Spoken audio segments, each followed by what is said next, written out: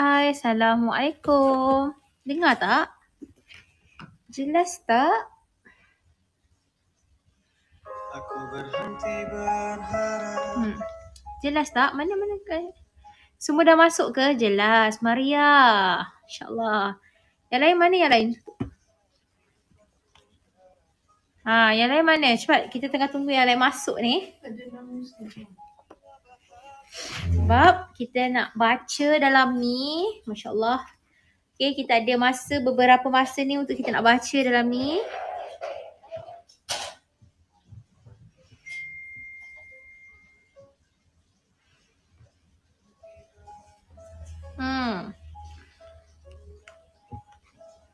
Yang lain dah masuk ke? Semua dah masuk dah? Dah. Sebab seorang je respon kami.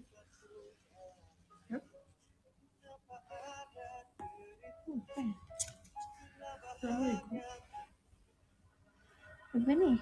Sana. Dah masuk. Okey. Nur Iman. Okey, lagi yang lain? Yang lain dah masuk ke? Yang lain dah masuk ke? Dah masuk Eva. Okey, sikit lagi.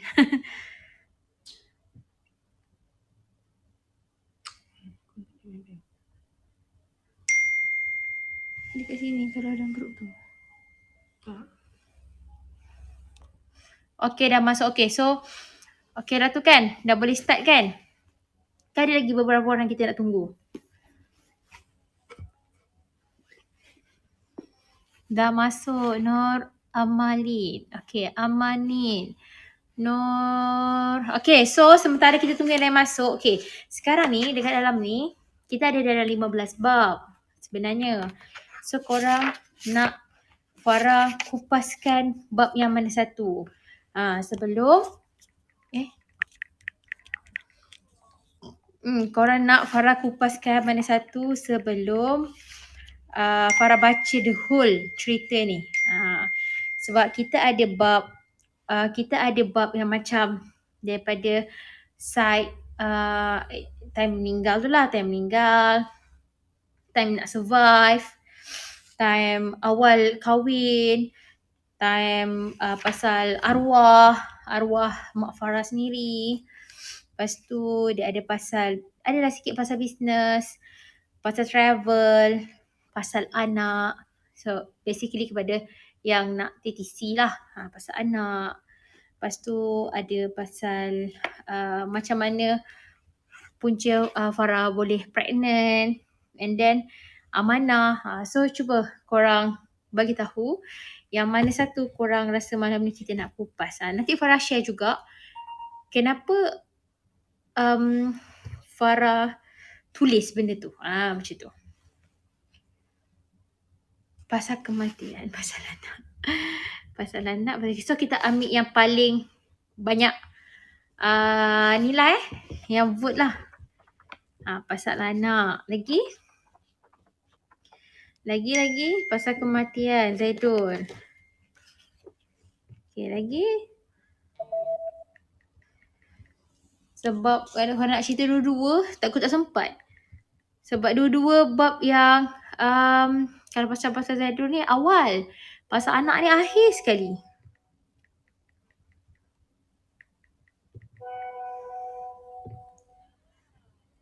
So jadinya yang lain vote apa je?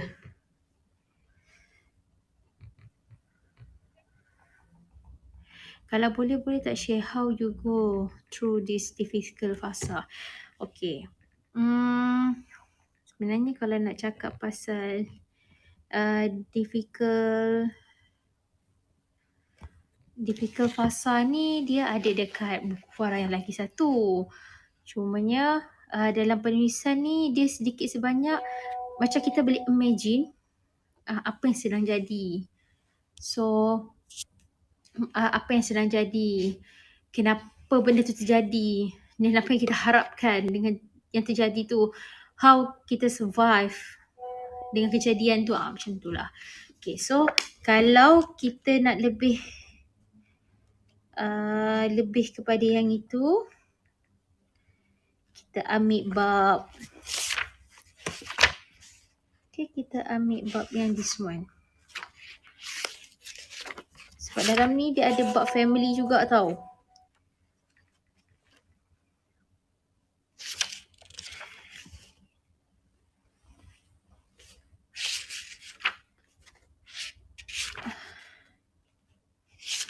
Okey, Farah ada satu bab. Tajuk bab dia ialah amanah kita, janji kita. Okey. Amanah kita, janji kita. Bukan nak bagi sedih tapi nak tahu saat ke depan. Saat Zaidul tak ada. Okay, to be honest, dalam buku ni Farah tak tulis exact pun macam mana Farah berdepan. Time dia tak ada ke apa. Farah just cerita situasi. Contohnya, lepas Farah tahu tu apa Farah buat. Lepas tu Farah balik rumah. Lepas balik rumah, keadaan kita macam mana. Dia macam tu. Dia banyak lebih kita bagi tahu, nak tak nak, you tak boleh nangis meraung kat situ. Nak tak nak, you kena terus jalan. So apa next you kena buat. So you memang kena orang kata apa, memang tak boleh terima pun, you kena pergi juga, you kena buat juga. Macam tu. So yang itu basically dia ada dekat bab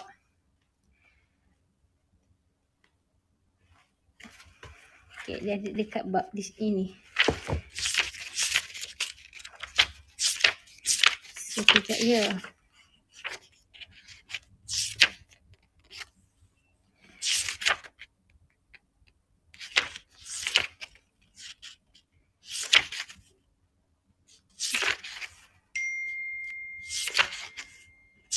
Okay, so basically dia ada dekat bab ini.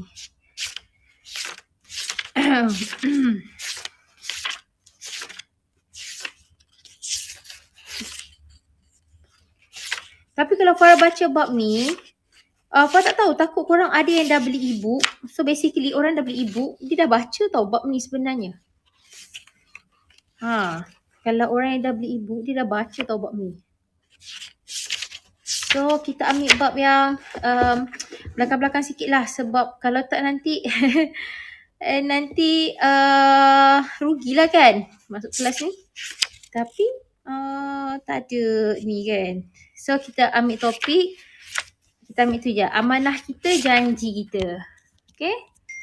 Amanah kita, janji kita. Okay, bismillah.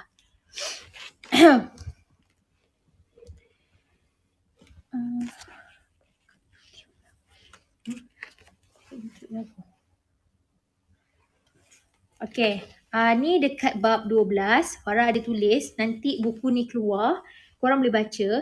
Sebab yang ini memang kita tak ada review kat mana-mana pun lagi. Maknanya malam ni dengar adalah yang bertuah. Dapat dengar bab 12. Kenapa bab 12 ni Farah tulis tentang amanah kita, janji kita? Sebab dalam bab ni, pada keseluruhan buku ni, buku ni tebal. Okay, pada keseluruhan buku ni, yang Farah rasa macam okay, aku kena juga teruskan. Aku kena juga ni sebab dengan adanya amanah. Iaitu amanah apa? Iaitu anak kan. Allah izinkan untuk Farah. Okay, mungkin ada yang kat sini tahu, ada yang tak tahu. Sebenarnya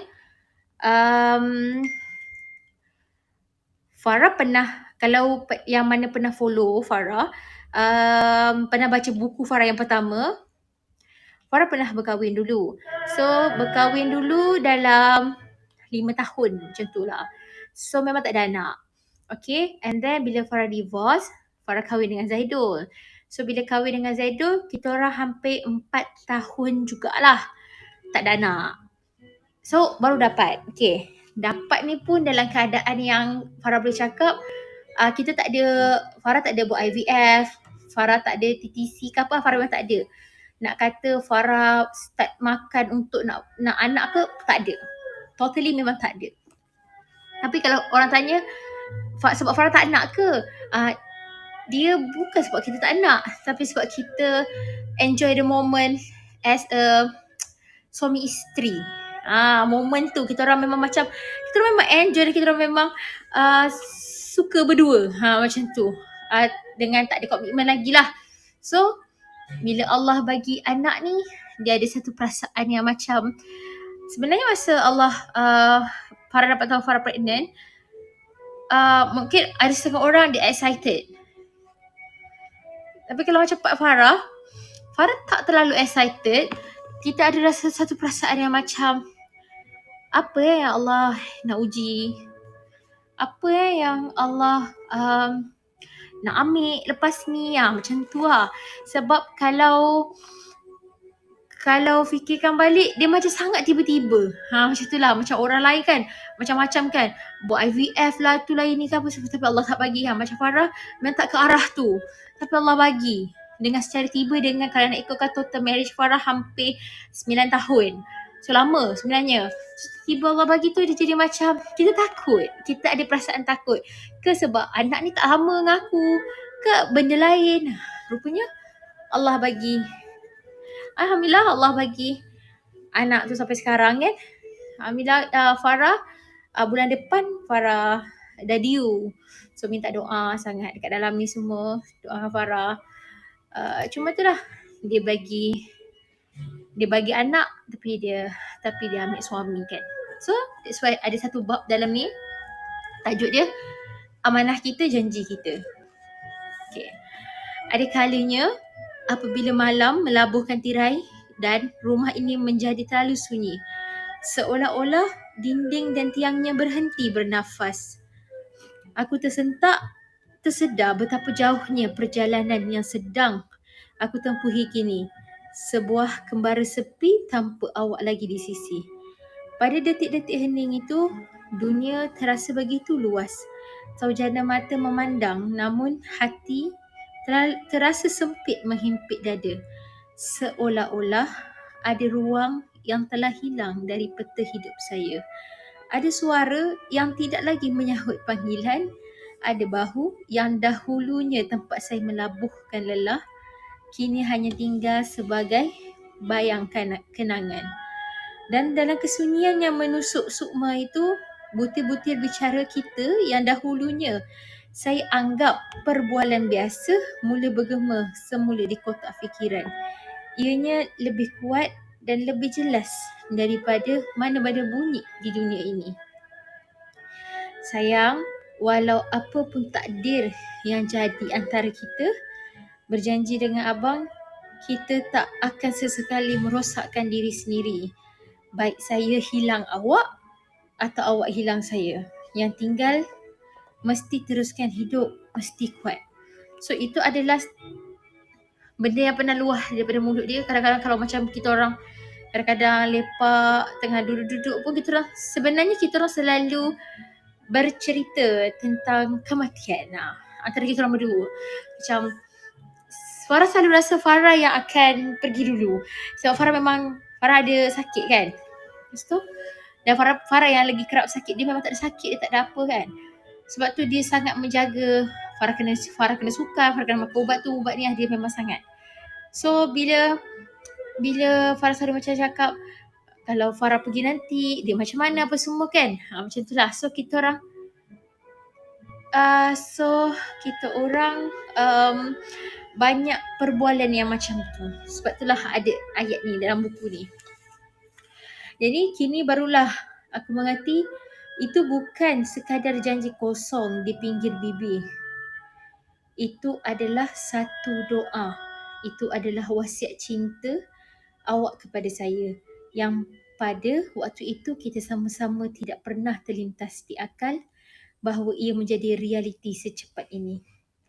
Dahulu kita melafazkan ayat itu disulami derai ketawa sambil bergurau, senda menikmati manisnya hidup yang kita sangka masih panjang.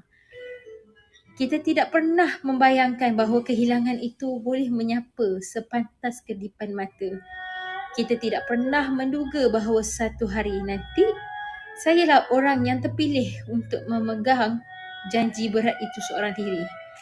Hari ini, janji itu bukan lagi sekadar madah manis suami isteri. Ia adalah seutas tali hayat yang saya genggam dengan seluruh sisa kekuatan jiwa. Semata-mata supaya saya tidak rebah menyembah bumi supaya saya tidak karam dalam lautan kesedihan sendiri, supaya saya tidak lemas dalam gelombang rindu yang tiada bertepi. Pesan awak sentiasa terngiang-ngiang. Kalau satu hari nanti abang tak ada, saya mesti teruskan hidup sebab abang tak pernah cintakan awak untuk melihat awak hancur. So, menjawab persoalan yang tadi, macam mana face? Sebenarnya, dia tak ada jawapan spesifik pun macam mana face. Dia hanya kalau kita duduk, kita teringat balik apa yang pernah dinasihatkan. Lepas tu apa yang pernah kita berbual, apa yang pernah kita janji. Sebab macam bagi Farah, memang betul tak ada orang pun boleh terima untuk situasi ni. Tapi kalau kita merosakkan diri, pada akhirnya kehidupan kita tu bukan dekat syurga kan, dekat neraka. So jadi macam mana kita nak jumpa dengan orang yang kita sayang kalau kita tak berusaha untuk pergi ke syurga Allah, macam tu.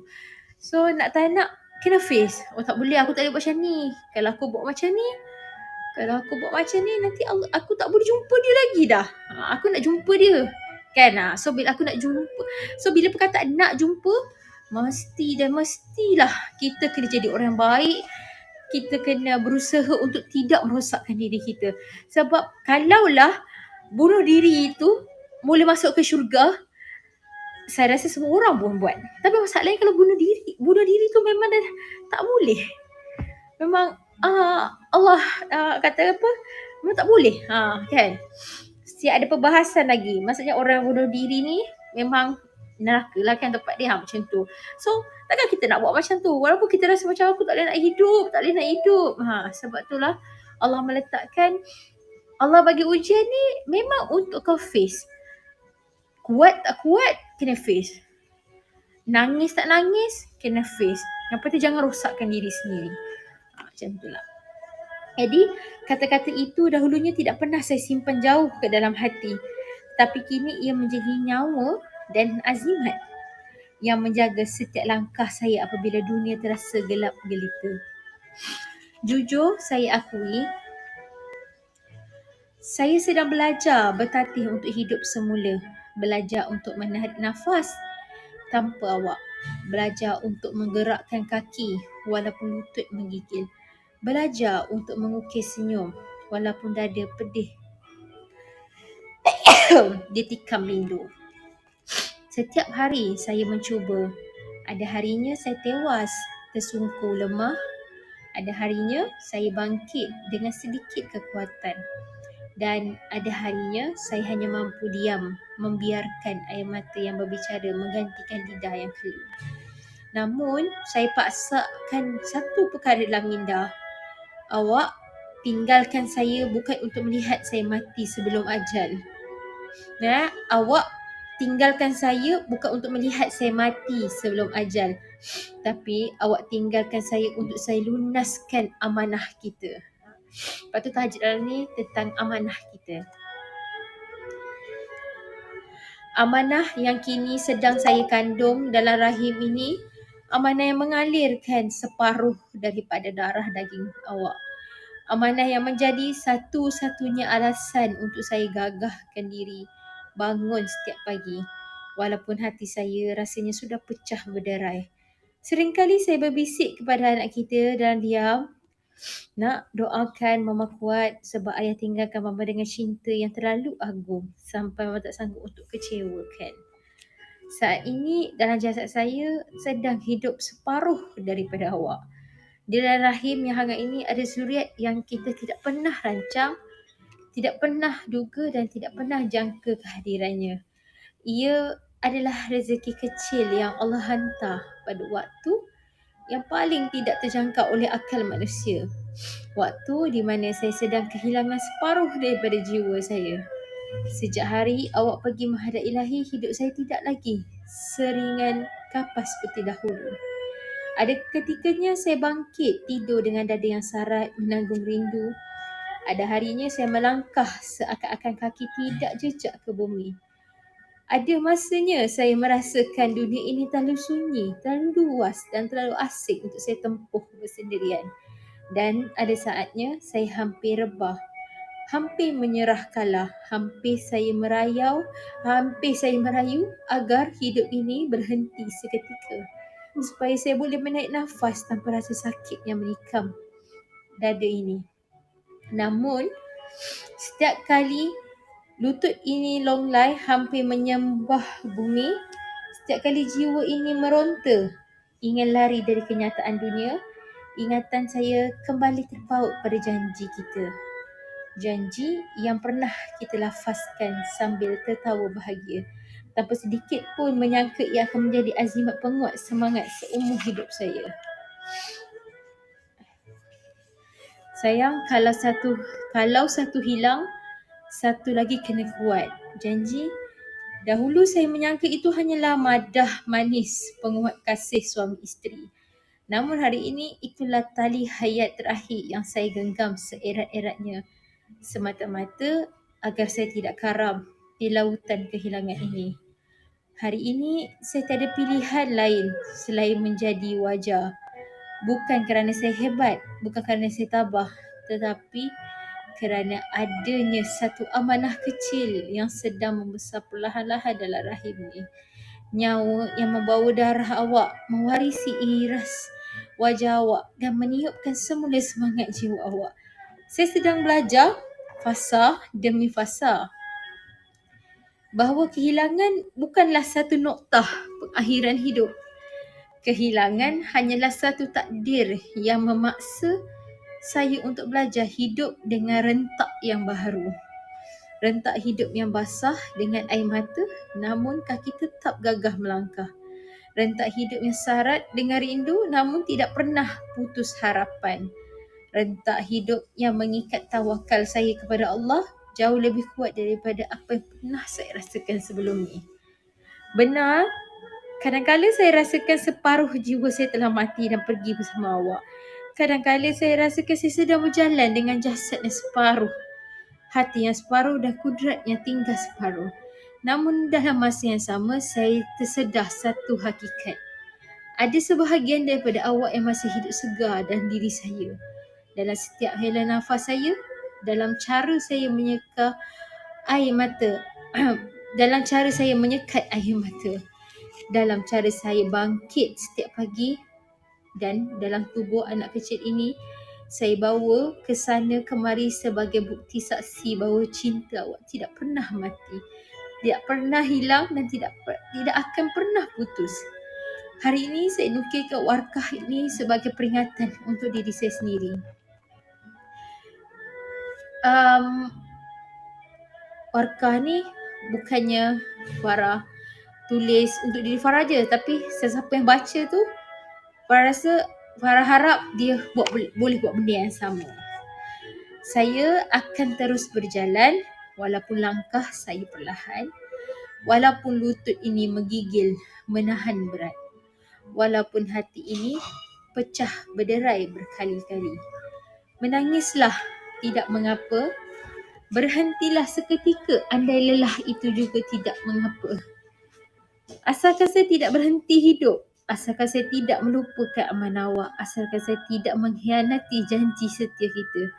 Sebab kandungan ini bukan sekadar amanah, ini adalah sambungan cinta awak yang Allah tinggalkan dalam jasad saya supaya tidak merasakan kehilangan itu secara total.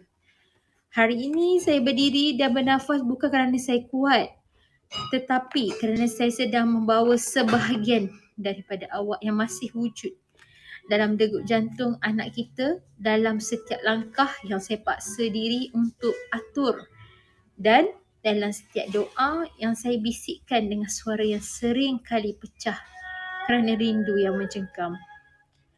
Dan selagi mana Allah mengizinkan nafas ini berlagu, saya akan teruskan kehidupan ini demi amanah kita, demi janji kita, demi cinta awak yang tidak pernah putus. Sehinggalah tiba saatnya nanti Allah mengizinkan kita bertemu semula di negeri abadi, di tempat yang tidak wujud lagi istilah perpisahan.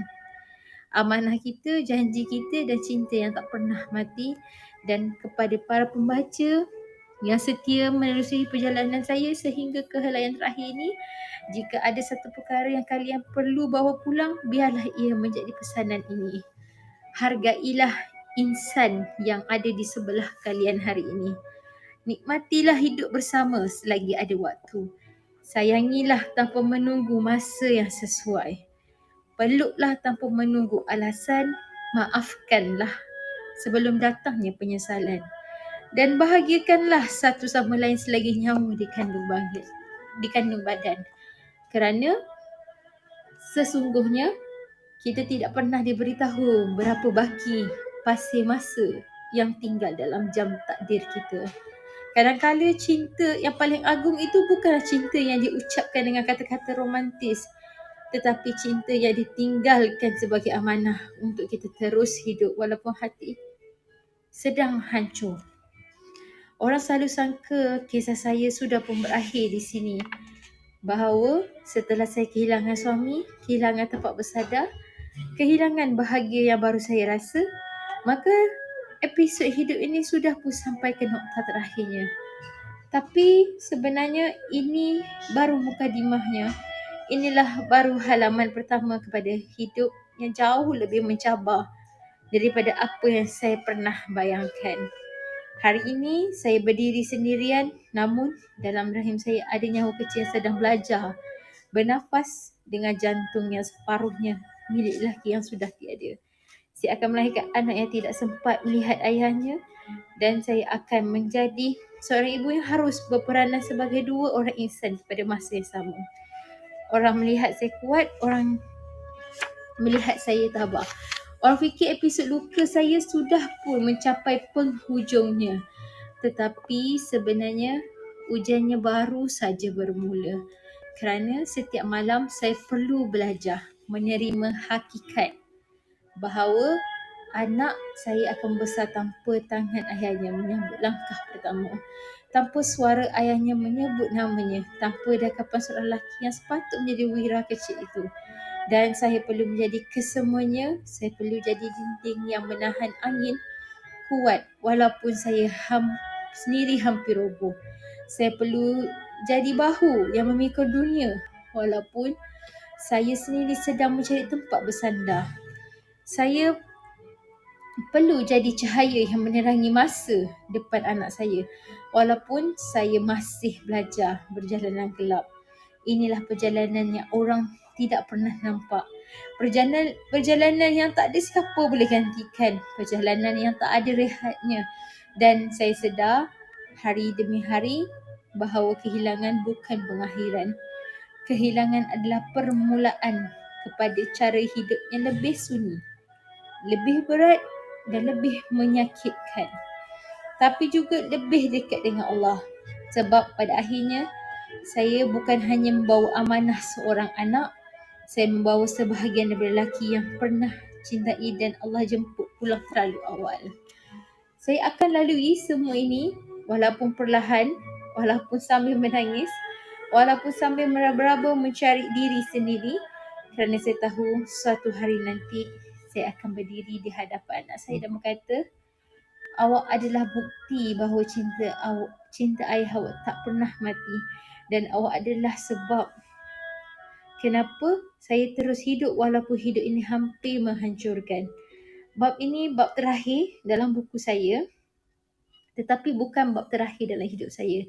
Sebab hari saya kehilangan dia bukanlah penutup, tetapi pintu pertama kepada ujian yang lebih besar. Ujian menjadi seorang ibu tunggal yang cuba membesarkan anugerah yang ditinggalkan oleh seorang lelaki yang terlalu saya cintai. Dan saya akan teruskan kerana ini bukan pengakhiran, ini baru permulaan. Sebab orang selalu rasa kalau bila kita dapat ujian tu, oh inilah aku punya pengakhiran hidup aku. Semua orang dah pergi semua, contohnya mak aku dah meninggal, ayah aku dah meninggal, aku tak ada adik-beradik, suami aku dah meninggal, isteri aku meninggal. So jadi rasa itu adalah pengakhiran pada hidup dia. Sebenarnya tak pun. Setiap kehilangan adalah benda baru yang dalam hidup kita yang kita kena belajar. So sebenarnya adalah permulaan untuk kehidupan kita. Permulaan untuk itu yang kita kena belajar. Macam mana nak hidup? Sebab dia permulaan. Bila permulaan ni kat sini yang sebab orang yang tak lalui, dia tak boleh bercakap pun. Oh, awak hilang. So awak kena buat macam tu macam ni. Hakikatnya dia tak boleh nak faham. Dia hanya boleh cakap tapi dia tak boleh nak faham sebab dia tak lalui benda fasa tu. So fasa tu bila kita dapat Allah uji, maknanya Allah suruh kita belajar. Bila hilang ni, apa yang perlu kau buat? Dekat mana kau perlu start? Apa next kau perlu buat? Boleh sedih tapi jangan sampai hanyut. Boleh sedih tapi jangan sampai merosakkan diri yang pada akhirnya kau tak ada matlamat hidup. Sebab dekat dunia ni kita baru fasa yang keberapa? Kan kita hidup dekat dunia ni berapa tahun je mampu. Lepas ni dalam fasa kubur. Lepas tu dapat fasa kubur, pasal nanti ada pengadilan lagi. So banyak tahun lagi untuk jumpa dengan orang kita sayang pun lama lagi. Lama sangat. So jadinya kalau kita tak boleh bersabar untuk benda yang indah, how kita deserve untuk dapat benda tu? So benda tu yang saya selalu letak diri saya. Saya nak sesuatu, saya kena sacrifice. Kalau saya sacrifice, baru kita macam okay, aku deserve dapat. Kalau selagi Allah tak bagi, maknanya aku tak deserve lagi. Maksudnya usaha aku tak cukup lagi. Okay.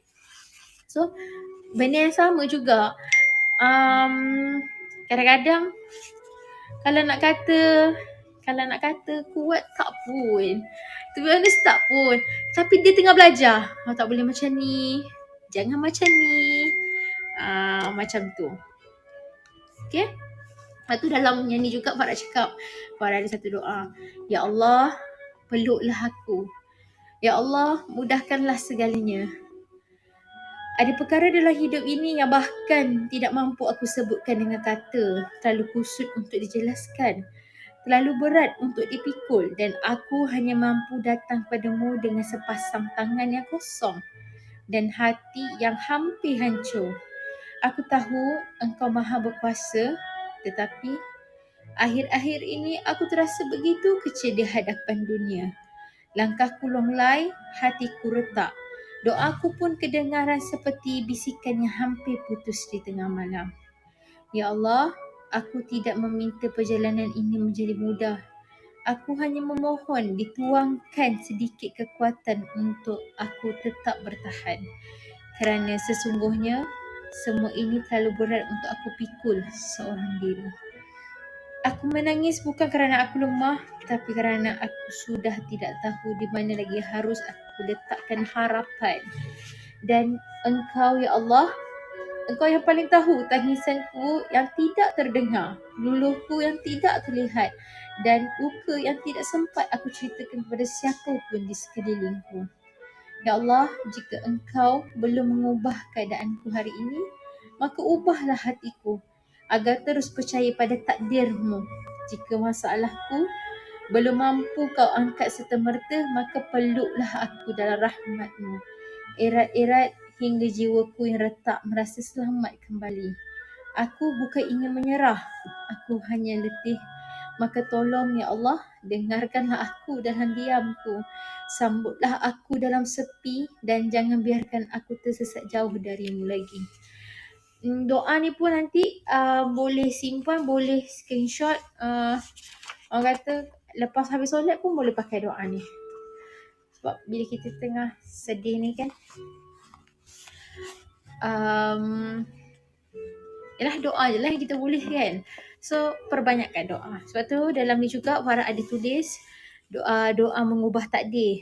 Bismillahirrahmanirrahim. Allahumma in kunta katabtani min ahli shiqawah fahimni wa tubni min ahli sa'adah fa innaka tamhu ma tasha wa tusbit wa indaka umul kitab. Ya Allah, seandainya Engkau mencatatkan aku termasuk orang yang celaka dan sengsara, maka hapuslah catatan itu ya Allah catatan aku sebagai orang yang bahagia dan beruntung. Sesungguhnya engkau penghapus apa yang engkau kehendaki dan menetapkan, dan di sisimu lah umul kita. So itulah untuk bab yang ke-12, iaitu tentang amanah. Sebab once you dah masuk bab 13, akan nampak betapa banyaknya perjalanan arwah ni bersama orang lain. Dalam keluarga, dalam dia bersahabat, dalam dengan orang lain. So jadinya dia akan ada bab keluarga, macam mana perjalanan dia bersama ayah dia, perjalanannya bersama ibunya, adik-adiknya. Kalau baca apa yang ayah tulis, ibu tulis, rasa takut lagi korang lagi macam sebab kot. Tak boleh nak tahan. Sebab ini memang direct penulisan orang. Even kawan-kawan pun macam tu juga. Dan ada satu, sebelum kita pun nak habis, ada lagi dalam berapa minit je kan. Ada satu ni Farah nak share. Dalam ni ada satu bab yang di mana bab ia menceritakan tentang yang membuat kami bertahan. Okey, yang membuat kami bertahan ni sebenarnya adalah bab yang di mana sangat-sangat diperlukan untuk orang yang berkahwin, baru nak berkahwin, sedang nak masuk fasa kahwin, ataupun orang kata apa, dah berkahwin 10-20 tahun. So ada dalam bab ni, ada bab yang tajuk dia yang membuat kita bertahan. Sebab macam Farah sini kan, sebab Farah pernah dalam fasa yang divorce. So banyak benda yang Farah belajar, dan benda tu juga yang Farah belajar dalam second marriage. So benda tu juga yang Farah cerita dalam ni, macam mana Zaidul didik Farah dan macam mana Farah apply benda tu untuk kita buang ego kita sendiri, dan kita pun belajar benda tu. So dia ada topik macam mana kenapa kita makan sepinggan. Dia ada topik air tangan dan cinta yang disediakan dalam diam. Dia ada topik kuasa kata maaf. Kita baca satulah pasal kata maaf. Sebab kata maaf ni saya rasa benda yang susah antara pasangan untuk lafazkan. Okay? Untuk kuasa kata maaf ni, saya tulis, setiap kali ada perselisihan antara kami, Zaidul tidak pernah membiarkan ia melekat lebih daripada yang sepatutnya. Dia akan duduk di sebelah saya atau berdiri di depan saya sambil memandang tepat ke mata, seakan mahu mengingatkan bahawa kita sedang berada pada pihak yang sama, bukan sedang berperang. Bagi dia, hari esok adalah halaman baru, dan halaman baru itu tidak layak diconteng dengan kemarahan hari ini. Sebab itu, dia tidak pernah membiarkan salah faham berakar lama dalam rumah kami. Tidak pernah bawa keesokan harinya. Tidak pernah biarkan ia menjadi batu kecil yang lama-lama boleh melukakan kaki. Dan saya belajar sesuatu yang besar daripada itu. Dalam rumah tangga, bukan soal siapa yang salah, tetapi siapa yang lebih memilih untuk menjaga. Sebelum tidur, walau setegang mana sekalipun hari itu, kita tetap akan saling berbisik. Abang, minta maaf. Sayang, minta maaf. Ayat yang pendek tapi menjatuhkan ego yang selama ini kita sangka tinggi. Ayat yang kecil tapi cukup untuk mengecilkan masalah yang besar. Ayat yang lembut tapi mampu meruntuhkan dinding yang kita bina sendiri. Saya selalu percaya maaf adalah bahasa cinta yang paling kuat. Bukan hadiah, bukan kata manis, bukan pelukan, tetapi maaf. Kerana maaf menuntut dua perkara. Pertama, keberanian untuk mengakui kita manusia biasa. Kedua, kerendahan hati untuk tidak membunuh hubungan demi ego. Dan jika maaf itu ditahan, ketegangan kecil pun boleh menjadi jurang yang luas. Masalah yang tidak diselesaikan segera akan mengalir ke dalam rutin harian, akan merosakkan mood pagi, akan menjejaskan pekerjaan, ibadah, tenaga dan senyuman.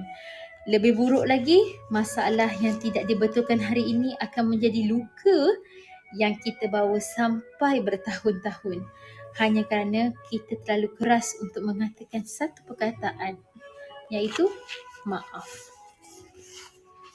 Rumah tangga tidak runtuh kerana krisis besar. Kebiasaannya ia runtuh kerana perkara-perkara kecil yang dibiarkan membesar tanpa arah. Dan itulah yang Zaidul ajar kepada saya. Bahawa meminta maaf bukan bermaksud kita kalah, tetapi bermaksud kita memilih untuk menang bersama-sama. Bahawa memaafkan tidak menjadikan kita lemah, tapi menjadikan kita lembut. Dan kelembutan itulah yang mengekalkan hubungan. Bahawa tiada gunanya menyimpan rajuk panjang kerana pada akhirnya kita hanya menyakiti diri sendiri, bukan pasangan. Itulah sebabnya kita berpegang pada satu prinsip kecil. Jangan biarkan masalah tidur bersama kita. Sama ada kita sekarang ni yang tengah dengar ni ada dah kahwin ke, belum kahwin ke, kalau kita rasa kita ada masalah dengan orang, cuba belajar minta maaf. Sebab bila kita tidur dalam keadaan yang kita dah minta maaf, tak kisahlah orang maaf ke tak maaf ke, itu cerita lain tau. Tapi bila kita belajar minta maaf, dia akan hadir satu ketenangan. Kita tidur dalam keadaan yang kita rasa tenang. Kita ada perasaan yang lain. Kalau tak percaya boleh buat kejap lagi. Okay? Kerana bila dua-dua hati memilih untuk kembali sebelum malam berakhir, itulah sebenarnya membuatkan kita bertahan. Ada sesuatu yang orang jarang sedar tentang sebuah kata kecil bernama maaf. Bahawa ia bukan sekadar perkataan, bukan sekadar adab, bukan sekadar syarat untuk menutup pergaduhan. Dari segi psikologi, maaf adalah titik mula penyembuhan bagi seorang manusia yang pernah terluka. Kerana trauma lahir daripada 3 perkara. Pertama, tidak didengar. Yang kedua, tidak divalidasi. Yang ketiga, tidak diselamatkan pada waktu ia terjadi. Dan sebuah maaf yang tulus, walaupun datang bertahun-tahun kemudian, boleh merungkai simpulan lama yang membelit hati seseorang. Pertama, maaf memulihkan rasa selamat. Trauma sering membuat seseorang rasa, aku akan disalahkan lagi, aku tak cukup baik, aku tak layak dicintai, aku mesti mempertahankan diri, kalau tidak aku akan diserang. Tetapi bila pasangan meminta maaf dengan rendah hati, ia memberi mesej secara psikologinya lah. Okay? Awak tidak bersendirian. Perasaan awak penting, saya tidak lawan awak dan saya bersama awak. Itu perkataan maaf. Walaupun kita tak boleh nak explain, tapi bila kita minta maaf tu macam okay, aku, maksudnya dalam diri kita macam dia pun tahu dia ada salah. Aku pun ada salah, aku pun kena minta maaf lah. Macam tu. Sebab tu pentingnya perkataan maaf ni. Okay? Yang kedua, maaf menenangkan sistem saraf kita. Okay, kemarahan, ketakutan dan bahaya adalah bahasa tubuh yang disimpan dalam amigdala, iaitu bahagian otak yang memproses emosi. Bila seseorang berkata saya minta maaf dengan nada lembut, otak menerima isyarat bahaya dah berakhir. Degupan jantung jadi perlahan, nafas kita jadi stabil, tangan tidak menggigil lagi. Itu sebabnya walau apa pergaduhan berlaku, 2 perkataan itu boleh meruntuh dinding yang paling keras. Yang ketiga, maaf memulihkan kepercayaan. Kepercayaan ni bukan dibina dengan hadiah, bukan dengan janji manis, tetapi dengan kesanggupan seseorang mengaku, saya salah, saya tak patut buat macam tu, perasaan awak betul. Okay? Pengakuan ini membantu pasangan yang pernah dilukai merasa dilihat dan divalidasi. 2 perkara yang sangat penting dalam menyembuhkan trauma lama. Kerana bagi hati yang pernah dipatahkan, apa yang paling ia perlukan bukan pembelaan, tetapi pengakuan. Dan yang keempat, dia ada 6. Sikit lagi. Okay? Ada 6. Maaf meruntuhkan ego dan trauma membenci ego. Trauma wujud kerana ada seseorang yang memilih ego lebih daripada hubungan. Dan penyembuhan terjadi bila seseorang memilih hubungan lebih daripada egonya sendiri. Bila maaf diucapkan, ego jatuh, pertahanan runtuh dan hati terbuka sedikit lagi. Di situlah kasih sayang masuk semula. Yang kelima, maaf menghentikan kitaran false alarm dalam hubungan.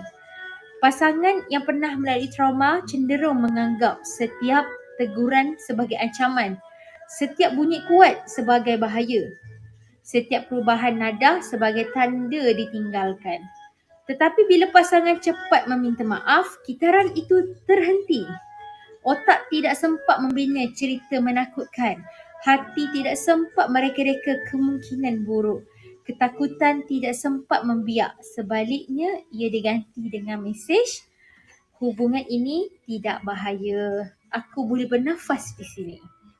Dan yang keenam, maaf membuat dua-dua rasa dimiliki, bukan ditinggalkan. Sebab tu saya cakap basically dalam buku ni, dia bukan hanya sekadar cerita tentang how Farah survive ataupun macam mana kehidupan Zaidul tu sendiri, tak. Farah memang bagi, pada akhirnya dia adalah macam sedikit sebanyak rujukan macam mana, apa yang aku kena buat. Maksudnya kalau aku macam ni, apa yang aku kena buat. So ada dalam ni. Even pasal anak pun ada dalam ni. Itu topik lain lah ya. Okay. So Farah sambung balik. Yang nombor 6. InsyaAllah yang terakhir nombor 6. Okay. Trauma selalu membuat seseorang rasa sendirian. Rasa yang paling menakutkan di dunia ini bukan dipukul, bukan dihina, tetapi rasa kita tidak punya siapa-siapa. Tetapi apabila maaf diberi dan diterima, perasaan yang timbul ialah aku tidak menghadapi hari yang sukar ini sendirian. Ada seseorang yang kembali kepadaku dan itulah yang menguatkan rumah tangga. Walaupun kata maaf itu bila sering diucapkan kadang-kadang dianggap murah, namun hakikatnya maaflah penawar paling ajaib untuk luka yang paling sukar dijahit. Maaf adalah air yang memadamkan api yang hampir melahap seluruh hubungan. Ia tidak menjerit, tidak mendesak, tidak memaksa, tetapi hadirnya perlahan, lembut dan cukup kuat untuk menundukkan ego yang paling keras. Memaafkan bukan bermakna melupakan. Itu benar.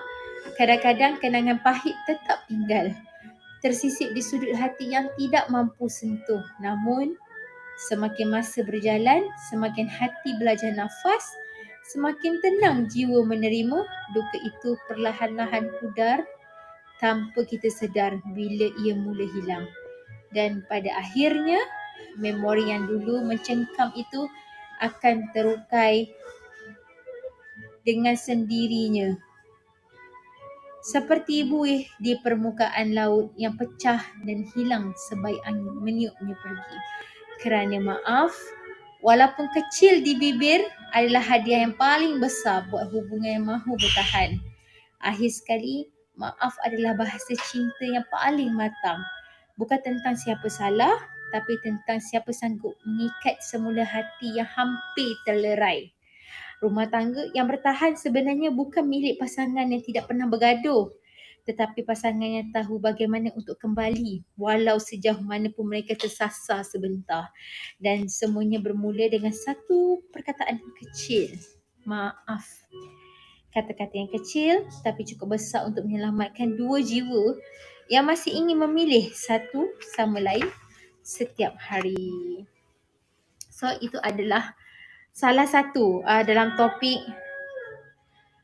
topik yang membuat kami bertahan.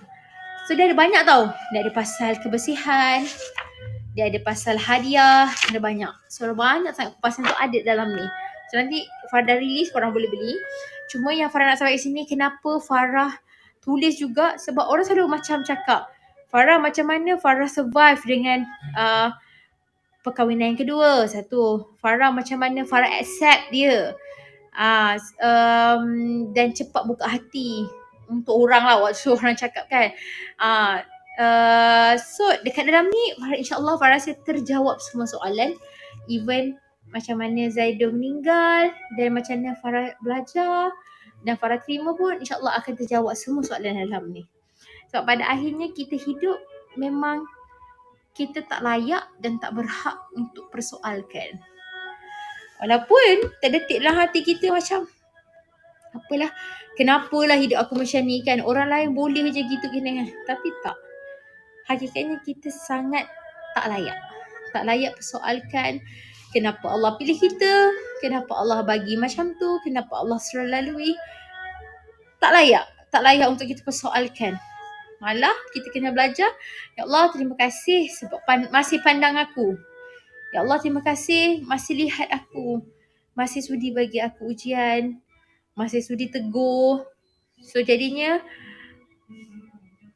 biarlah akhir-akhir hidup kita ni ada benda yang kita usaha, kita sacrifice untuk kita mencari redha, untuk kita mencari jalan ke syurga Allah. Sebab kalau tak ada ujian, memang kita akan lalai sebenarnya. Kita akan banyak benda yang orang kata apa, membuatkan kita jauh dari benda yang biasa kita buat.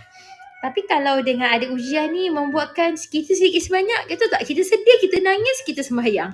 Kita sedih, kita nangis, kita mengaji, kita solat. Maksudnya kita lagi minta dengan Allah, ya Allah tolonglah bantu aku kan. Tapi kalau kita diberi banyak nikmat, kadang-kadang kita nak nangis, kita nak minta dengan Allah pun kita susah. Macam saya dulu kan, masa dengan saya dulu, setiap tahun saya pergi umrah.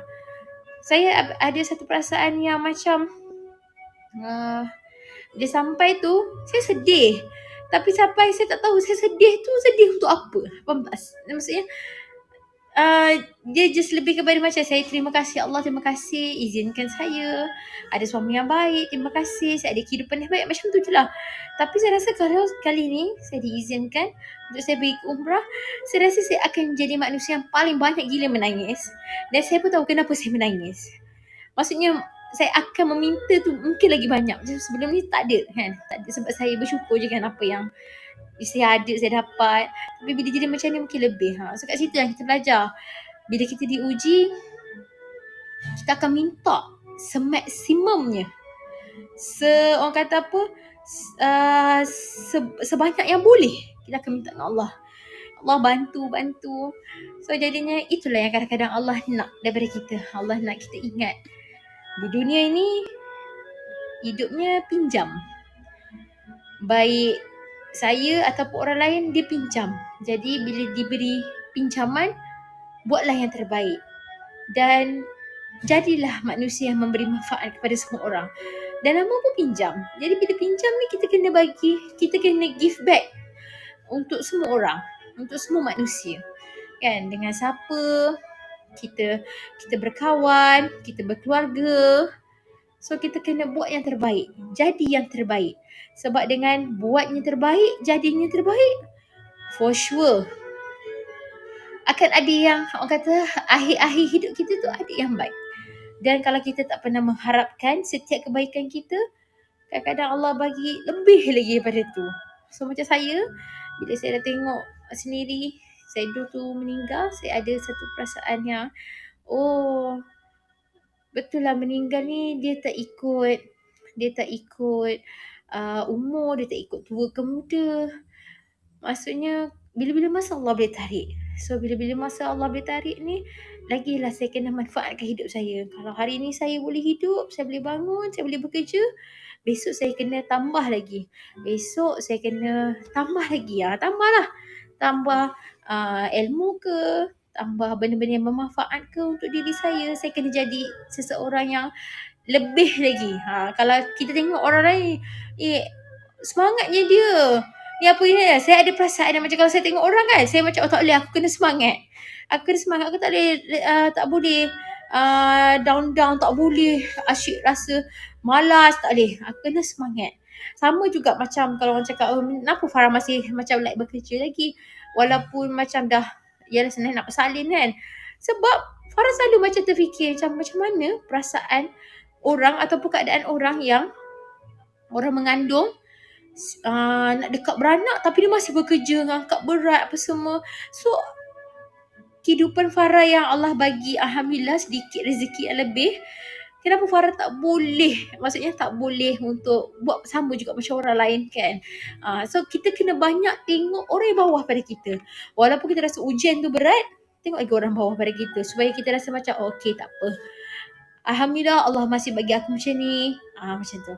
Masih lagi Allah bagi macam tu, macam ni. Jadi untuk kita survive, untuk kita boleh.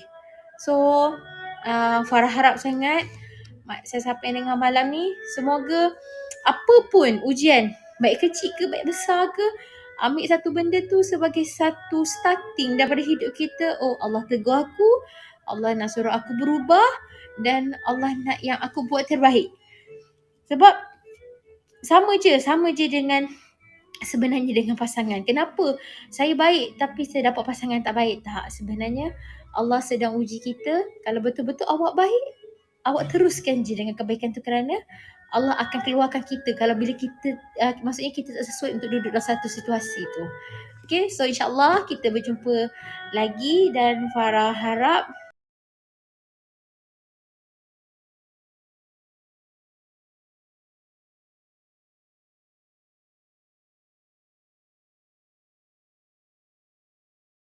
okay, malam ni lepas tarawih, Farah akan ada satu kelas untuk kita selongkar cerita dalam ni. Sebab Farah akan baca satu bab dalam buku ni. Nampak tak tebal macam ni kan yang Farah tulis. Saya ada banyak topik tau yang Farah cuba kupaskan. So Farah akan share malam ni sebab buku ni tak keluar lagi. So buku ni keluar nanti Farah bagi tahu bila. So malam ni yang kelas tu korang akan satu grup WhatsApp dengan Farah, and then nanti kita akan pilih topik mana yang untuk kita share, dan kita akan buat kelas tu dalam malam ni. Okay? Okay, Alhamdulillah untuk buku ni Farah dah habis tulis tau. Nampak tak tebal dia macam mana. Alhamdulillah Farah dah habis tulis. So sekarang ni kita tinggal recheck je. Cumanya Farah tak keluarkan lagi buku ni, tapi insyaAllah Farah akan baca 1 ke 2 bab dekat, sepatutnya kelas tu pagi tadi, tapi Farah tak sihat sangat hari ni. So Farah akan baca besok malam.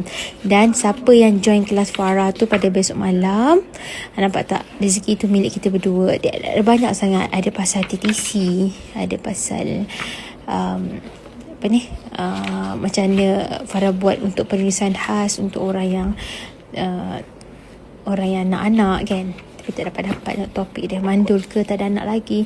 So nanti dalam grup, korang akan satu grup tahu dengan Farah. So dalam grup nanti kita bincang topik apa yang kita nak. So siapa nak join kelas Farah besok malam, korang tekan je link kat bawah ni, cepat-cepat register. Okay,